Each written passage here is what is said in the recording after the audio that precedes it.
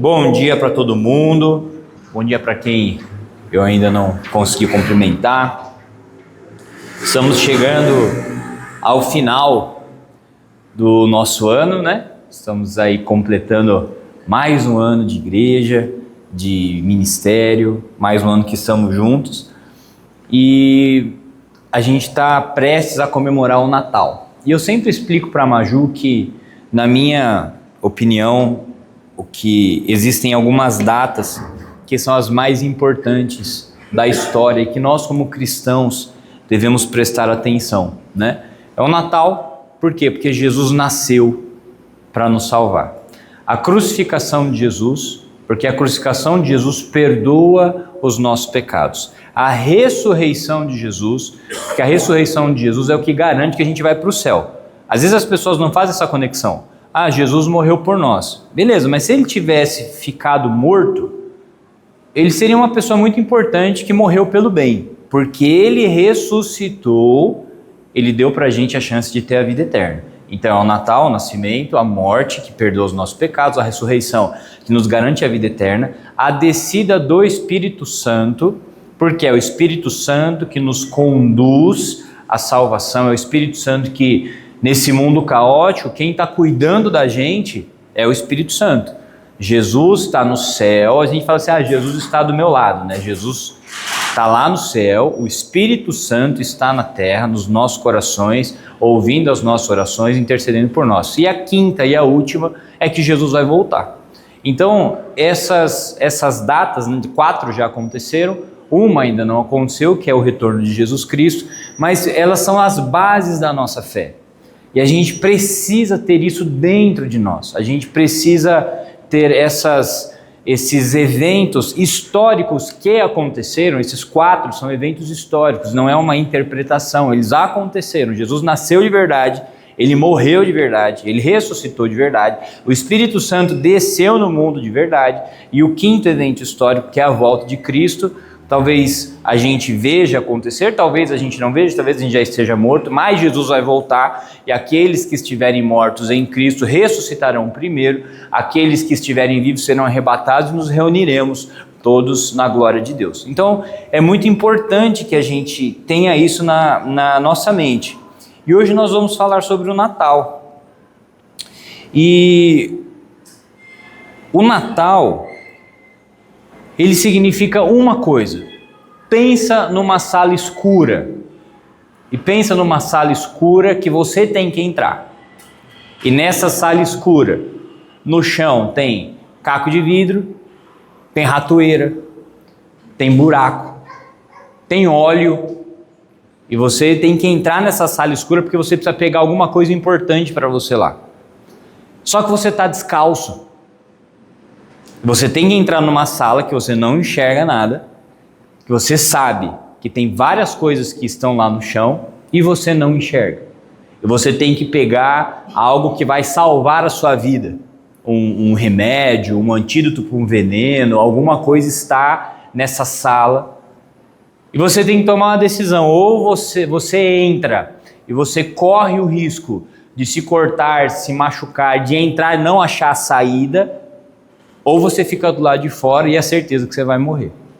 Era mais ou menos esse o nosso dilema. Quando a Bíblia fala assim, que a luz veio ao mundo, Jesus entrou nessa sala e acendeu o interruptor. E agora a gente enxerga. Quer dizer que aquela sala parou de ser um perigo? Quer dizer que aquela sala parou de ter coisas perigosas? Não. Quer dizer que você está calçado e agora nenhum mal vai acontecer com você? Não, só que a luz faz o quê? A gente enxergar onde está o perigo. Então eu consigo me desviar da ratoeira, do caco de vidro, do óleo, do buraco, e eu consigo então encontrar aquilo que vai trazer a minha cura, o meu remédio, aquilo que eu preciso para me salvar. E o Natal é isso. A luz veio ao mundo. O mundo imergido nas trevas, no mal, no domínio de Satanás, numa escuridão em que as pessoas tateavam e não conseguiam encontrar. Jesus veio e acende uma luz. Ele fala, a luz sou eu. Então, Em João, no capítulo 1, no versículo 14, Deus entra na nossa história. Deus, ele decide sair lá do céu, já estava decidido, né? Mas ele então sai lá do céu, e como diz em Filipenses, capítulo 3 ou 4, acho que é o 3, que ele foi se esvaziando. Então aquele Deus que estava no céu, que criou todas as coisas, ele começa a se esvaziar, se esvaziar, se esvaziar, se esvaziar, se esvaziar, se esvaziar, e ele entra, ele fica tão pequeno que ele cabe na barriga de uma mulher. E ele então é o Verbo que se fez carne. E o Verbo se fez carne e habitou entre nós, e vimos a sua glória, glória como do unigênito do Pai, cheio de graça e de verdade. O que é interessante da gente pensar nesse texto? Quem disse isso aqui não foi Jesus. Às vezes a gente lê a Bíblia, né, e a gente tem assim, a impressão que Jesus falou tudo que está na Bíblia. Jesus pegou uma caneta e começou a escrever, ou ele disse tudo. Quem disse isso aqui foi João. João foi um dos discípulos de Jesus, o mais novo deles, o que viveu mais tempo, ele que escreveu o Apocalipse, ele que era o discípulo amado, ele que foi preso, né, foi exilado lá na ilha de Patmos, onde ele teve a revelação do Apocalipse. Acredita-se que ele foi o único dos apóstolos que não foi assassinado, né? Ele morreu de velho mesmo, morreu de veiz, né, Paulinho? Igual, né, logo presenciaremos, né? E olha o que aconteceu.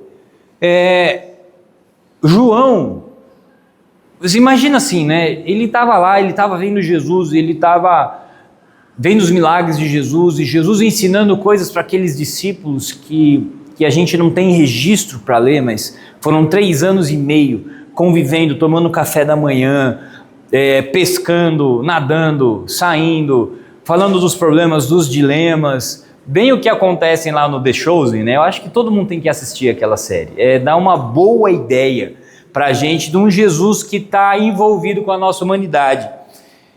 E aí eu fico pensando assim, imagina que Jesus falando das coisas e ele começa a falar, não, mas você nasceu faz, né, você tem 30 e poucos anos, tal, e Jesus começa a explicar, não, eu fundei o mundo com meu pai. Como assim você fundou o mundo com seu pai? Lembra lá quando a gente vê a Torá, o Talmud, as escrituras judaicas, que está escrito assim, e disse Deus, haja luz? Todo mundo lembra disso? Gênesis, né, capítulo 1, disse Deus, haja. Esse haja é um verbo, haver, existir. Aí Jesus fala então, esse haja sou eu. Aí, cara, imagina a loucura, João falando assim, como assim? Eu estava com Deus no princípio de tudo. Quando ele falou que era para existisse luz, eu fiz a luz acontecer. Quando era para existir a separação de águas, as trevas, o sol, eu que fiz acontecer. Eu sou aquela palavra que foi dita. E aí João ele escreve assim, então aquele verbo, aquela palavra, ele tomou forma humana, ele se fez carne. E é muito interessante porque Deus poderia dar uma palavra para que fôssemos salvos. Deus poderia ter dado uma ordem para que fôssemos salvos, mas a encarnação de Jesus quer dizer que Deus não quis nos salvar de longe. A gente precisa entender isso. Deus ele não deu uma ordem para que a gente fosse salvo de longe. Deus escolheu entrar na nossa história. Entrar na nossa história. Imagina assim, a sua vida, por pior que ela seja aqui, talvez você esteja passando uma situação difícil, mas o fato de você morar em Birigui, você morar em Araçatuba, você está aqui, tem um celular, está se vestindo, ter tomado banho, já significa que a sua vida é melhor que de 98% dos brasileiros. Agora imagina você sair dessa vida aqui e você ir morar lá no sertão do Ceará, lá no sertão da Bahia, lá no pior morro do Rio de Janeiro, na pior casa do pior morro, do pior bandido do Rio de Janeiro, e você viver lá por 3 anos e meio. Foi mais ou menos isso que Jesus fez. Ele saiu do céu, da glória, do palácio, do trono, da vida que era maravilhosa, do luxo, dos empregados servindo ele, e ele veio morar na pior favela do universo. Nasceu no pior lugar da criação. Ele nasceu lá em Israel, porque ele quis entrar na minha história e na sua história. Então, eu queria que você gravasse muito essa última frase, como se Deus estivesse dizendo para a gente: eu não fugi da sua dor, eu decidi entrar nela. Ele poderia não se envolver. Jesus, ele poderia não se envolver com a minha dor. Ele poderia não se envolver com a sua dor. Mas quando ele nasceu no Natal lá atrás, ele escolheu que ele participaria da nossa vida. Jesus sofreu, Jesus chorou, Jesus sentiu dor, Jesus sentiu fome, Jesus sentiu medo, Jesus sentiu abandono. Tudo o que você sente, tudo que eu sinto, Jesus nasceu. E isso começou no Natal. Vocês estão entendendo, gente, então, que o Natal, ele significa que Deus escolheu entrar na história da humanidade. E esse Natal, ele se repete porque Deus escolheu entrar na minha dor, na sua dor, no meu problema, no seu problema, no meu erro, no seu erro, nas nossas tentações, nas nossas dificuldades. Jesus, ele escolheu entrar. Por isso que a gente não está sozinho. É muito interessante porque as coisas religiosas, às vezes, elas trazem uma confusão para a gente, né? Porque nos dá a sensação que o certo seria o quê? Que primeiro a gente limpasse a casa, arrumasse a casa, estivesse todo mundo preparado para que então Deus viesse. Muitas vezes é isso, você quer ter a presença de Deus, você precisa mudar a sua vida, você precisa mudar seu jeito de falar, você precisa parar de fazer, você precisa parar de fazer aquilo. Mas quando a gente olha para a Bíblia, parece que é o contrário, porque Jesus, ele veio no meio da bagunça. Jesus, ele veio no meio do caos, num dos piores cenários que ele poderia vir. Ele veio. Na nossa vida acontece a mesma coisa. Às vezes você não está experimentando alguma coisa de Deus para trazer uma solução, uma cura, uma vida, uma libertação, alguma coisa para acontecer no seu interior, porque às vezes você é enganado por esse pensamento que você primeiro precisa se acertar, e depois que você se acertar, Deus vai fazer alguma coisa em você. Mas no Natal não foi isso que aconteceu. Não estava tudo certo para Jesus vir. Não estava tudo certo. Às vezes não vai estar tudo certo na minha vida para Deus agir, mas mesmo assim Ele age. Às vezes não vai estar tudo certo na sua vida para que você mereça o milagre, porque provavelmente você não vai merecer. Mas mesmo assim, Jesus age. É isso que é o Natal, é isso que é a luz nascer no meio das trevas. Vocês estão entendendo ou não? Como isso é importante? Como isso pode mudar a nossa vida? Como isso pode mudar a maneira que a gente se enxerga diante de Deus? Porque às vezes você está preso, porque você está vinculado a uma mudança que você tem que ter para que então Deus faça algo na sua vida. Quando na verdade toda a relação de Deus com a humanidade, ela existe por causa do amor e por causa da fé. A fé que Jesus nasceu no meio desse caos. Olha lá, em Lucas, no capítulo 2, no versículo 10. E o anjo lhe disse: não temais, porque eis que vos trago nova de grande alegria, que será para todo o povo, porque hoje vos nasceu na cidade de Davi o Salvador, que é Cristo o Senhor. Olha o que o anjo disse: não temam, eu vos trago para vocês uma grande alegria, uma grande notícia. É uma notícia para todo mundo, para o povo inteiro, porque hoje nasceu o Salvador, que é Cristo o Senhor. Quando esse dia aconteceu, isso aqui aconteceu num dia, né? Num dia X, do mês X, do ano tal. Ninguém sabe direito que dia que é, não é 25 de dezembro, e não foi no ano 0 também, né? Mas aconteceu. Um dia isso aqui aconteceu. Quando isso aqui aconteceu, o ambiente que isso aqui aconteceu não era um ambiente favorável. O povo escolhido por Deus era um povo que tinha se rebelado contra Deus. A nação escolhida por Deus estava sendo subjugada pelo Império Romano. Havia uma grande expectativa de libertação. E com essa expectativa, um grande sentimento de frustração. Deus vai nos libertar.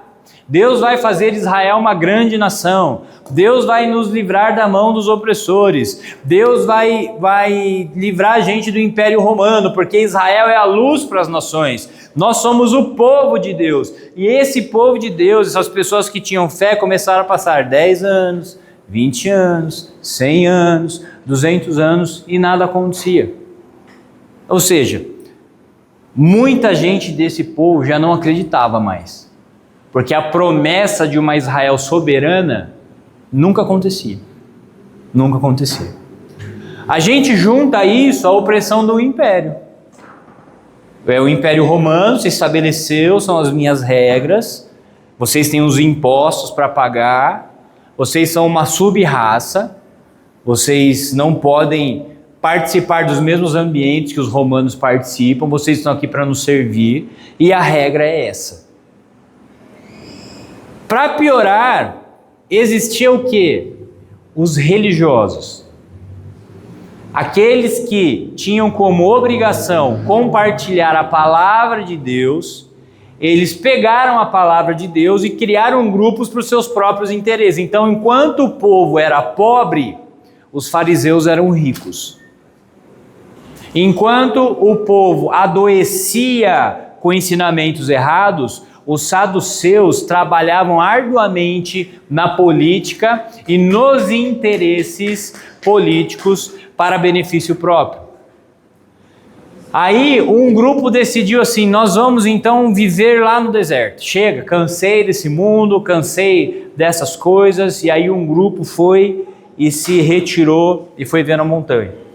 Um outro grupo falou, não, Deus prometeu que a gente vai libertar, e que dele iria libertar Israel. E eles começaram a pegar um monte de faca, um monte de espada, e eles começaram a orquestrar assassinatos e golpes para que eles pudessem então libertar Israel da opressão. Mas sempre,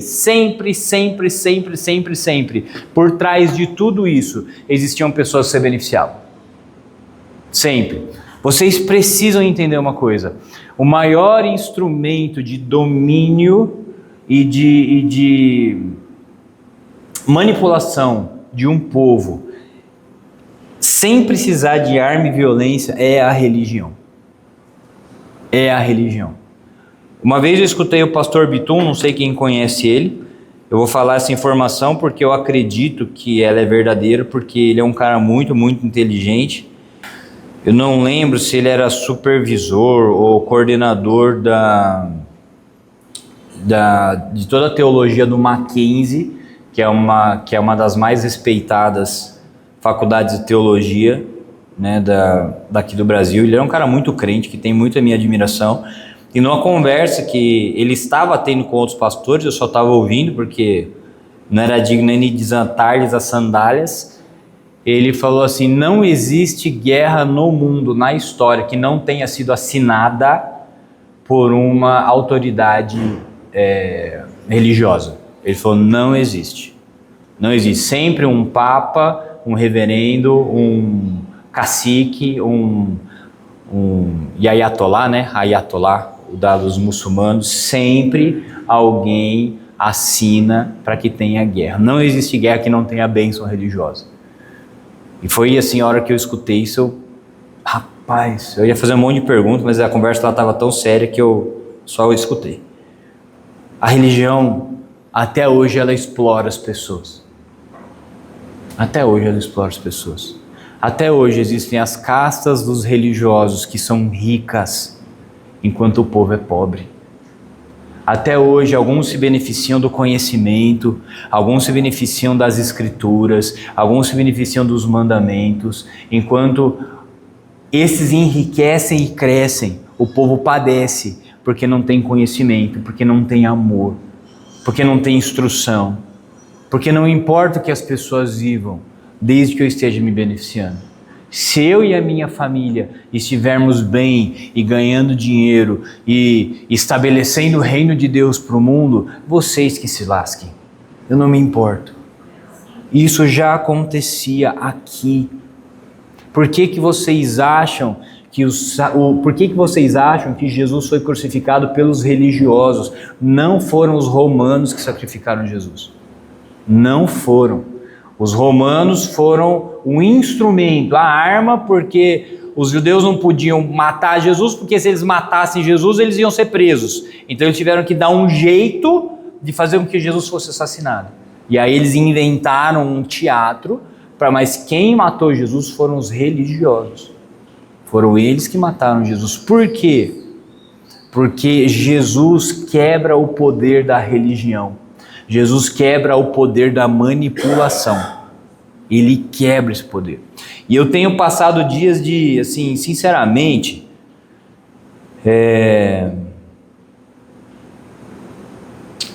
eu escrevi essa parte aqui para mim, quando eu estava fazendo a pregação. Porque eu estou um pouco cansado e esses dias eu me peguei um pouco abatido. Às vezes alguém pensa ou pergunta, né? Como que você pode acreditar em Deus e acreditar em Jesus? E a minha réplica para a pessoa é: como você pode ser brasileiro e viver sem acreditar em Jesus? Não entra na minha cabeça. Porque nós vivemos num país onde tudo é orquestrado para o mal. Tudo é orquestrado para o mal. Tudo. Você vê assim, você fala, cara, não tem jeito isso aqui. Não tem jeito. Entubando imposto, e paga, e gasolina sobe, e carne sobe, e escola sobe. E eu comecei a ficar com uma raiva, com ódio, eu comecei a ficar, e eu comecei a ver, cara, e aí você fala assim, Deus, e aí, cadê? Cadê as promessas? Cadê a libertação? Cadê o milagre? E enquanto eu estava fazendo essa mensagem, eu pensei, rapaz, e aí pior, né? Você olha para os pastores e para as igrejas, o desgosto é pior ainda. Eles não valem nada. Nada. Nada. E aí eu fico sabendo de cada história e eu fico vendo cada coisa que eu falo, meu Deus do céu. E, gente, isso me dá um desgosto e uma tristeza que vocês não imaginam. Vocês não imaginam a vontade de... Eu nem sei do que eu tenho vontade. Exatamente o que estava acontecendo aqui.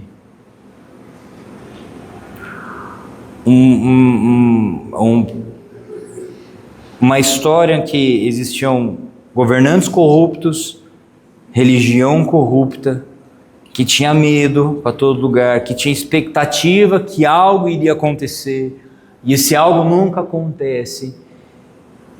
E eu falei, eu escrevi isso aqui pensando em mim. E no meio dessa bagunça, Deus, ele não manda uma teoria, ele manda um Salvador. A gente vai ter que abandonar as teorias. A gente vai ter que abandonar as ideias que a gente tem de salvação. E a gente vai ter que entender que Jesus mandou o Salvador para salvar a nossa vida. Para salvar eu e você. E que talvez esse país não tenha jeito. Talvez nada vai mudar. Talvez um dia mude. A verdade é que nós temos um Salvador que nos garantiu que na eternidade está tudo resolvido. Que os maus serão punidos. Que aqueles que roubaram e sequestraram e fizeram mal, eles receberão o castigo que eles não receberão aqui. Eles não vão receber aqui. A vida deles vai ficar cada vez melhor. Mas na eternidade as coisas serão ajustadas. E aí quando eu penso nisso, aí eu fico bem de novo, sabia? Aí eu falo assim, não tem outro caminho melhor do que seguir Jesus.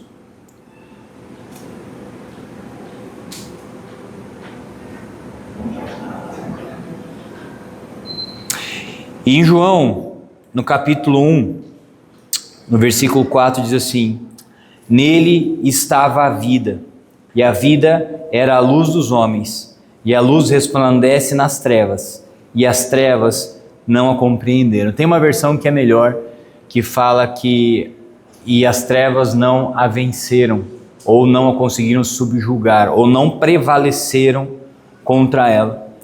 Mas tão importante quanto tudo isso que eu falei, dessas trevas externas, a corrupção do mundo, do governo, da maldade, dos religiosos, existem também as trevas que estão dentro do nosso coração. Existem também as coisas que estão dentro de nós e que Jesus veio para trazer a luz, veio para trazer o caminho, veio para trazer a saída, veio para trazer a salvação, que pode ser a culpa, que pode ser a confusão, pode ser o medo, pode ser o ódio, pode ser a mágoa, pode ser a incredulidade, pode ser a raiva, pode ser a inveja, pode ser o orgulho, pode ser a soberba. Existem tantas trevas que podem estar dentro do nosso coração que nós não temos ferramentas para combater, porque elas são da essência do mal. E quando Jesus vem com a luz, Ele mostra o caminho. Ele quer acender a luz dentro do meu coração e do seu coração para que essas trevas saiam.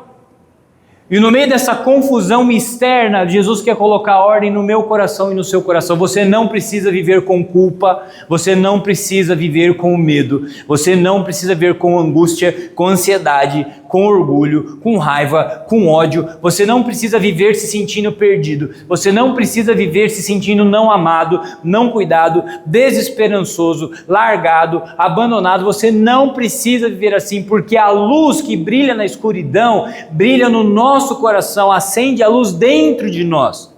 E nós não podemos esquecer que a luz, quando é citada, especialmente nesses textos, ela não tem a ver com lâmpada. Vocês já pararam para pensar nisso ou não? Quando a gente pensa em luz, você pensa o quê? Lâmpada. Aqui a luz era associada ao fogo. E o fogo tem o quê? Calor. Como que eles tinham luz lá? Ou era a luz do sol, que é quente, ou era lampião, ou era uma tocha, ou era uma fogueira. Em todas essas situações, a luz também tem o quê? Calor. Então pense assim, que a luz brilhou no mundo e o calor encheu o coração dos homens. Talvez você esteja frio na sua fé, talvez você esteja fria. Talvez você tenha sofrido uma série de abatimentos e de frustrações. Pode ser que na igreja pela qual você passou. Pode ser pelo entendimento que você tem da palavra de Deus. Pode ser pelas decepções que abateram a sua vida, pelas expectativas que você tinha que Deus faria coisas que não aconteceram e você esfriou. Você quis ver sua família restaurada. Você quis ver uma cura que não aconteceu e a pessoa morreu. Você desejou uma libertação. Você passou por uma experiência terrível com líderes, com pastores no centro que você frequentava, na igreja católica, na igreja evangélica, você teve, e aquilo te feriu profundamente. E geralmente a gente não se frustra com as pessoas, quando no ambiente de fé a gente não se frustra com as pessoas, a gente se frustra com Deus. O que acontece é isso, o pastor vai lá e esculhamba a sua vida. Você não sai com ódio do pastor, fala, vou dar um murro na cara dele, nunca mais olho para a cara dele, eu vou para outra igreja. A primeira coisa que o diabo faz em você é, olha o que Deus está fazendo com você. Como que Deus permitiu que isso acontecesse? Por que Deus deixou isso acontecer? E aí a gente se frustra com Deus e a gente vai aos poucos perdendo o calor do nosso coração. Pois é, irmãos, quando Jesus nasceu no meio de tudo isso, aqueles homens, eles também estavam como a gente, machucados por causa da religião. Tem um texto na Bíblia que sempre me emociona quando eu leio. Jesus tinha saído, chegou um cara com o filho endemoniado. E depois que a gente vira pai e mãe, quando a gente mexe com o filho é diferente, não é? Uma coisa é você sentir dor, outra coisa é seu filho sentir dor. Uma coisa é alguém mexer com você, outra coisa é alguém mexer com seu filho. É diferente. E esse cara chegou com o filho endemoniado e o não bastasse ser demônio, o demônio jogava ele no fogo e jogava ele na água. E esse filho ele já era grande porque diz que isso acontecia desde que ele era moço, desde que ele era novo, ou seja, são anos acontecendo isso. São anos acontecendo isso e esse pai levou para os exorcistas libertarem, porque ele se era um demônio, ele levou para os exorcistas, para os religiosos da época, para os entendidos da época, e aí de repente nasce uma esperança no coração desse pai, porque ele escuta que tem um grupo de homens que está fazendo cura e realizando milagre, e aí ele chega então para esse grupo de homens que eram os discípulos de Jesus, e esses discípulos de Jesus não conseguem expulsar esse demônio. Vocês lembram desse texto ou não? Eles não conseguem expulsar o demônio.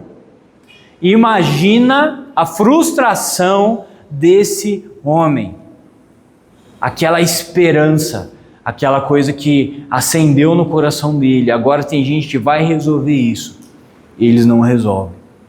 E quando Jesus volta, eles estão discutindo.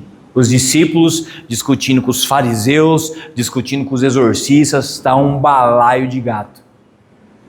E aí Jesus fala assim: o que aconteceu? E aí o cara fala assim, eu imagino aquele cara, muitas vezes eu me vejo nesse personagem da Bíblia.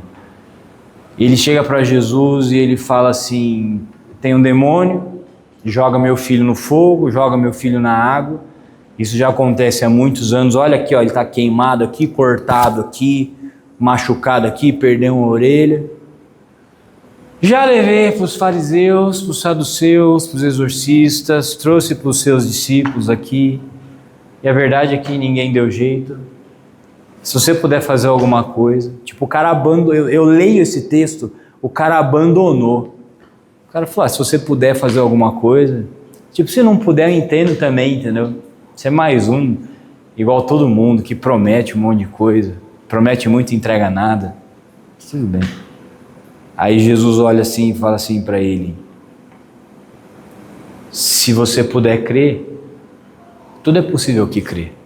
O que o cara faz? Vocês lembram? Lembram? Eles caem no chão e ele ajoelha e ele fala: me ajuda na minha falta de fé. Mas essa fé foi uma fé que foi machucada. Não foi uma fé de quem não cria. Foi uma fé que depois de várias e várias decepções, quando ela se encontra com Cristo, não tem mais nada para oferecer. Porque já perdeu muito. E Jesus poderia ter falado: como você não creu, como você não tem fé para fazer isso, você não vai receber seu filho. O que Jesus faz? Jesus olha para o demônio e fala: sai e não volta mais. Jesus curou o filho e Jesus curou o pai. É isso que Jesus faz. Talvez você esteja como esse pai, machucado, ferido, cansado, já apanhou muito nessa vida. Chega para Jesus e fala: Jesus, você pode fazer alguma coisa, você faz, se não puder também está tudo certo. E às vezes a oração que você precisa fazer, ela é simples. É assim: Jesus, me ajuda na minha falta de fé.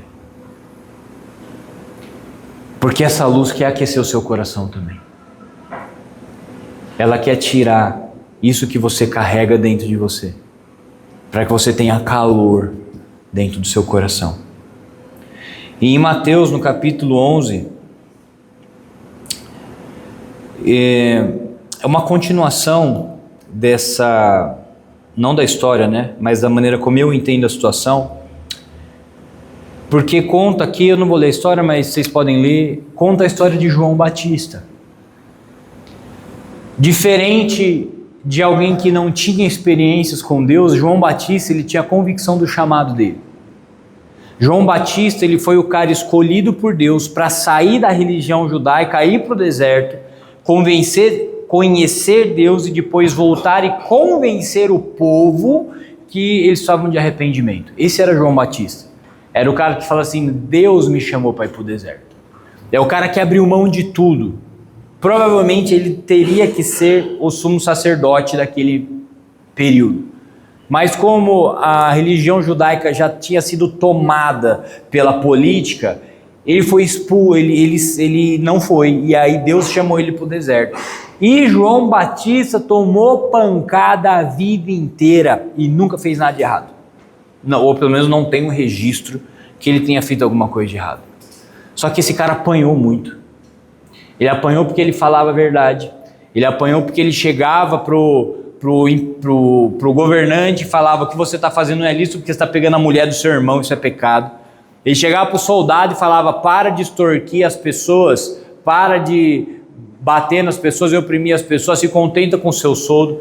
Ele fala para os fariseus: vocês são cobras, vocês estão roubando o povo, vocês falam que são filhos de Abraão, até essas pedras aqui são filhos de Abraão, raça de víboras. E ele sentava o sarrafo na multidão, e os caras sentavam o sarrafo nele. Só que de tanto apanhar, quando ele estava preso, João também desistiu. Ele cansado da religião, ele cansado do sistema, ele cansado de bater, ele cansado de apanhar, ele manda seus discípulos perguntarem para Jesus. Ele fala assim: pergunta lá para ele, se é ele mesmo que ia vir, se é ele mesmo o Salvador, se é ele mesmo o Messias, pergunta lá, ou se a gente tem que esperar outro. Se tiver que esperar outro, a gente espera. Sabe, você tem uma situação que você está tão ferrado da vida, que você fala: tomar mais uma na lomba, eu tomo também, vai, já aconteceu isso com você? Que você fala, aperta o botão do não ligo mais, né? Que é mais crente esse botão. Fala, não ligo mais.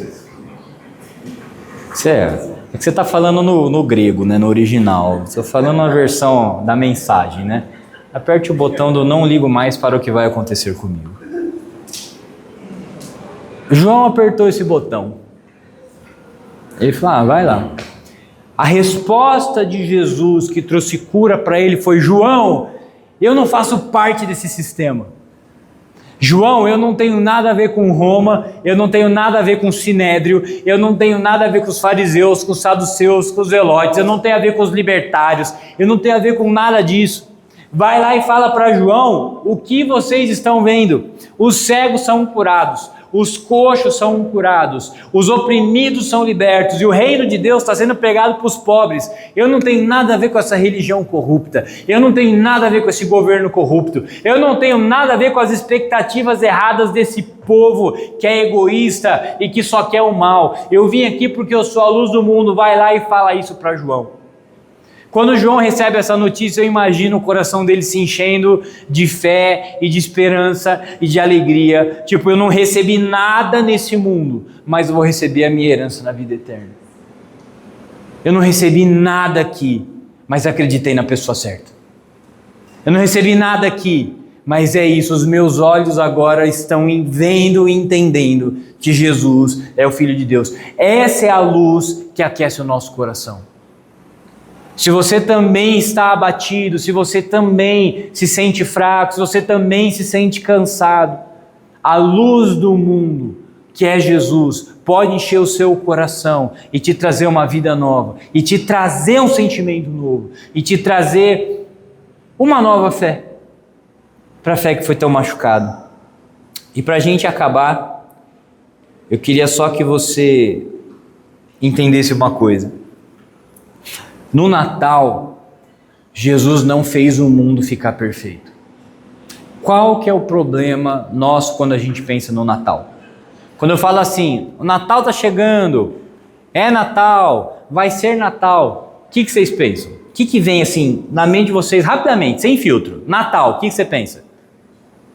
O que você pensa? Vamos, imagens. Natal. Festa, que mais? Hã? Papai Noel, o que mais? Natal, gente, é Natal. Hã? Festa, presente, mais. Menos venda, já é desespero, Natal. Menos venda, ninguém tira foto no Natal. Comida, que mais? Árvore de Natal. A gente pensa em Natal, você pensa em neve no Natal? Sim ou não? Fala a verdade. Pense em neve, você pensa em pinheiro no Natal? Né? Não vem na nossa cabeça um lugar geladinho, aquela cabaninha neve caindo? Né? A gente tem tanta neve aqui, não é, em Birigui, é uma nevasca, é um frio. Eu acho que sem exagero, eu tenho 3 blusas de frio já há uns muitos anos, porque não se usa blusa de frio.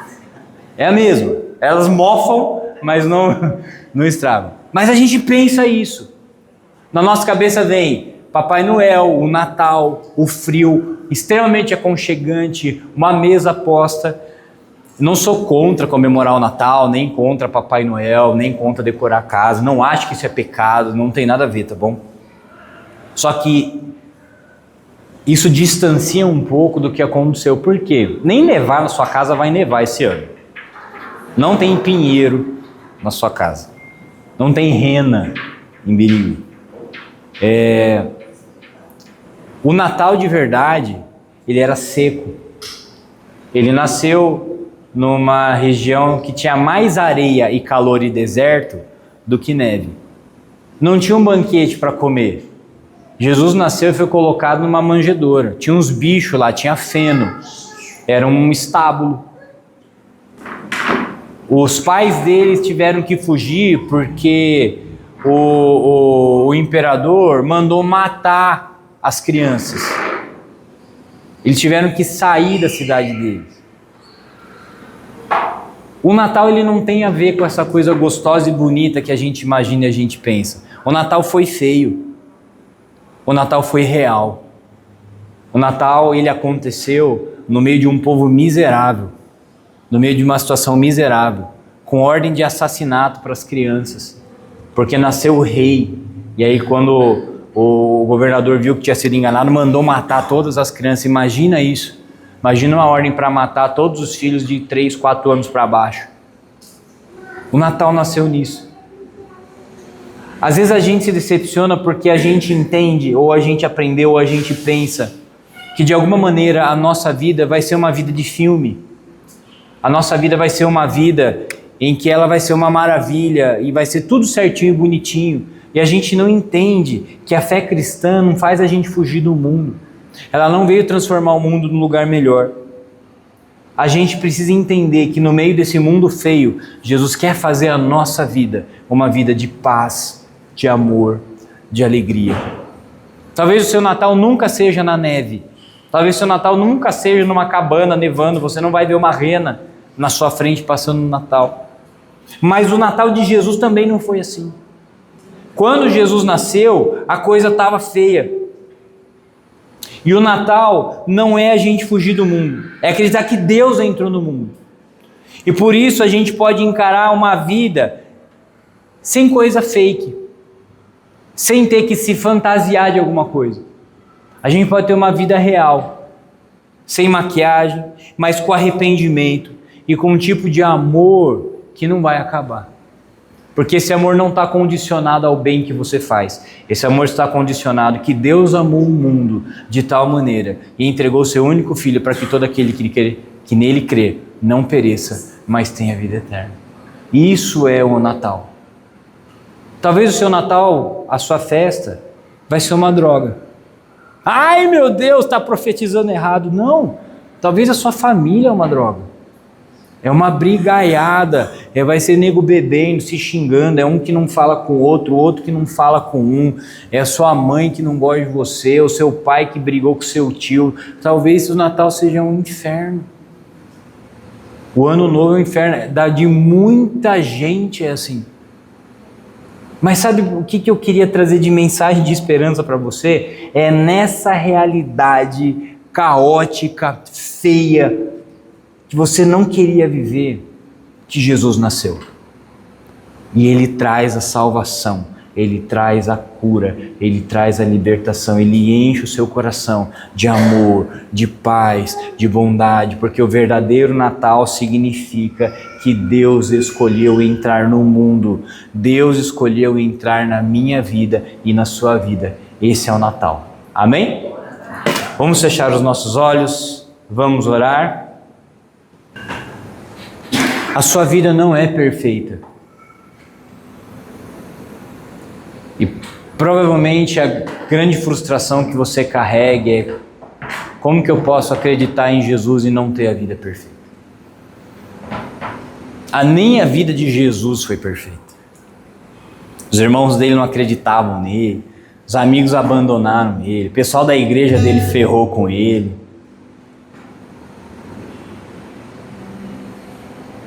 Mas o problema não é a sua vida não ser perfeita, é que talvez o seu coração tenha escurecido. As trevas tenham entrado nele. Mas você está falando que eu estou com o demônio, com o diabo. Não estou falando disso. Estou falando da frieza, da amargura, do medo, da angústia, da decepção, que vai roubando a fé, que vai tirando a alegria, que vai secando a gente por dentro, que vai fazendo a gente perder o gosto, perder o sabor, ficar amargo, ficar azedo. É a notícia da política, é a notícia do comércio, é a notícia da guerra, é a notícia da impunidade, é o pastor, o padre, a igreja tal, que vai fazendo as coisas e vai afetando a gente. No meio desse caos, Jesus nasceu. E Ele é a luz que veio ao mundo. Ele é a luz que ilumina a todos os homens, a todas as pessoas. Essa é a luz. Essa é a luz. A luz que traz fogo. Talvez você tenha se decepcionado com a religião. Talvez você tenha tido expectativas a respeito de Deus que não aconteceram. Mas eu quero falar para você, meu irmão, minha irmã, que é Natal. E Natal significa que Jesus nasceu num momento caótico, igual a gente está vivendo agora. E isso não impediu que Jesus nascesse. As trevas tentaram, mas não prevaleceram contra a luz. As trevas podem tentar acabar com a sua fé, te machucar, te magoar, te engolir, fazer você desistir, mas as trevas não prevalecem contra a luz. Essa é a luz que está no seu coração. E talvez você só precise fazer uma oração hoje. É falar: Jesus, eu preciso do poder do Natal em mim. Não é o poder do espírito natalino dos filmes. O poder do Natal é o poder da vida nascendo no meio da morte. É o poder da luz nascendo no meio das trevas. É o poder do perdão nascendo no meio da mágoa. É o poder da coragem nascendo no meio do medo. É o poder da fé nascendo no meio da incredulidade. É o poder da alegria nascendo no meio da angústia. É o poder da paz nascendo no meio da ansiedade. Isso é o Natal. Jesus nasceu. A luz que veio ao mundo ilumina todos os homens, porque o Verbo se fez carne e habitou entre nós. E nós vimos a sua glória, glória como do unigênito de Deus, porque a luz do mundo veio para iluminar o nosso coração e trazer calor. Jesus, nós queremos o poder do Natal nascendo no nosso coração. Não do espírito natalino, que vai acabar no dia 30 de dezembro. Mas do Natal da Bíblia. Do Jesus de verdade, que nasceu no meio da areia, do tempo seco, do calor, no meio dos bichos, no meio da religião corrompida, do império corrompido, de um povo cansado. Como está a nossa vida hoje? Como é a nossa história no Brasil hoje? Exatamente igual. Exatamente igual. Mas Jesus nasceu. E quando Jesus nasceu, a vida, o amor, a alegria. Quando Jesus nasceu, a desconexão desse mundo, nos conectando ao reino de Deus. No reino que tem amor, que tem alegria, que tem paz, que tem bondade, que tem verdade, que tem justiça, que é maior do que o sofrimento e a angústia. E eu peço, Senhor, em nome de Jesus, que o Teu poder e a Tua glória estejam atingindo cada um aqui nessa manhã. Esse poder do Natal, que significa nascimento, o nascimento da vida, em cada coração aqui que está cansado, abatido, incrédulo, machucado, perdido, que o teu fogo e a tua luz tragam vida em nome de Jesus Cristo. E que ao nos reunirmos para comemorar o Natal, venha essa frase na cabeça: Deus escolheu entrar na história para mudar o mundo. E que Deus esteja entrando na história de cada um aqui para mudar a vida de todo mundo, independente da circunstância. É o que nós queremos te pedir, Senhor. Quero pedir que a tua boa mão e a tua glória estejam sobre nós. Que o Senhor abençoe os teus filhos, as tuas filhas, que eles tenham um domingo abençoado. Que essa semana, Deus, que será a semana onde as famílias se reunirão, que o Senhor proteja os seus filhos do mal. Muitas famílias aqui são problemáticas, trazem mais mal do que bem. Que o coração dos seus filhos seja protegido, que a mente seja protegida, que a paz seja protegida. Aqueles que irão celebrar e reencontrar os familiares que amam para uma grande festa, que tenham um coração cheio de alegria e de gratidão. Aqueles que estão sozinhos, Senhor, que não têm com quem celebrar, que estejam reunidos contigo, sabendo que não estão sozinhos, mas estão juntos com o Senhor, porque o Senhor cuida do órfão, cuida da viúva, cuida do pobre, cuida do solitário. E que a nossa fé esteja que Jesus nasceu e por isso nós podemos viver. Que a tua graça e a tua paz sejam sobre cada um aqui, em nome de Jesus. Amém, amém, amém. Deus abençoe, meu irmão e minha irmã. Tenha um ótimo domingo. Feliz Natal para todo mundo. Que vocês vivam a vida de Jesus. Tenham uma semana abençoada. Domingo nós estaremos de volta para o nosso último culto do ano. Um beijo no coração de vocês e até domingo que vem.